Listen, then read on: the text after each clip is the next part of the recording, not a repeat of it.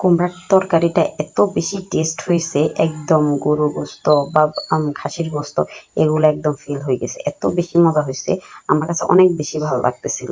আচ্ছা যাই হোক, আসসালামু আলাইকুম, আশা করি সবাই ভালো আছেন। আলহামদুলিল্লাহ আমিও ভালো আছি। আজকে তো আরো বেশি রোদ। আজকে আমি দ্বিতীয় দিন রান্না করতে আসছিলাম আমার মাটি চুলার মধ্যে। অনেকদিন পরে রান্না করতে আসছি বলছি তো।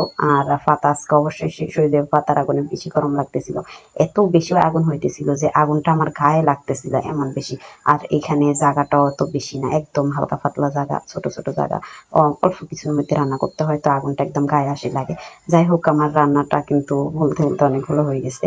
আমি এখানে আলুকে ছোট ছোট করে কিসি কিসি করে লেছি, মানে একদম ছোট না, গোস্তের মতো যেরকম দেয় ওরকম কিসি করে লেছি। আর দেখছেন তো আমি যেরকম কুমড়াটাও কিভাবে কেটে নিছি, ছোট ছোট করে নিছি, এত বেশি করে নিয়ে। আর আজকে আমি রান্না করবো এটা শুটকি দিয়ে। তো শুটকিও আমি 4-5টা নিছি, সুন্দর করে ধুয়ে টুয়ে নিছি। সে সামান্য চিনি নিয়ে নিছি, 2 চামচ চিনি নিয়ে নিছি, রসুন বাটা 1 চামচ, আর এখানে জিরা বাটা 1 চামচ, আর এখানে আমি কিন্তু পেঁয়াজ বাটাটা ইউজ করবো। পেঁয়াজ বাটা 2 চামচ নিয়ে নিছি। নিয়ে এখানে আমি ফার্স্টে আমি তেল বসাই।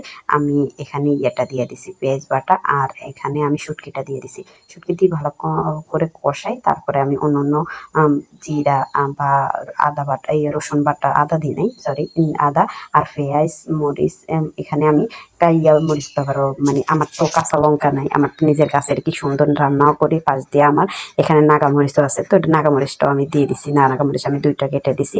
তো কেটে দেওয়ার পরে আমি কতক্ষণ কষাই নিছি, এখানে দিয়ে মরিচ দিয়ে, গুঁড়ো মরিচ, হলুদ আর লবণ দিয়ে আমি কিছুক্ষণ কষাই নিছি। কষাই নেওয়ার পরে আমি এখানে চিনিটাও দিয়ে দিছি, আলুটাও দিয়ে দিছি। আলুটা কষানোর পরে আমি এখানে কুমড়াটাও দিয়ে দিছি সাথে সাথে। আজকে একটা নতুন আইটেম, আমি এরকম ভাবে ফার্স্ট টাইম রান্না করছি, কিন্তু এত টেস্ট হয়েছে।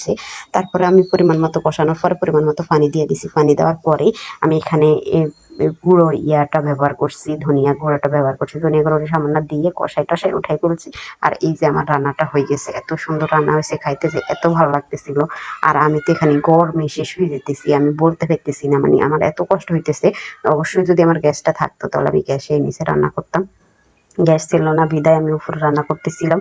এত গরম লাগতেছিল বলার বাহিরে, মানে আমি পাগল হয়ে যাইতেছিলাম।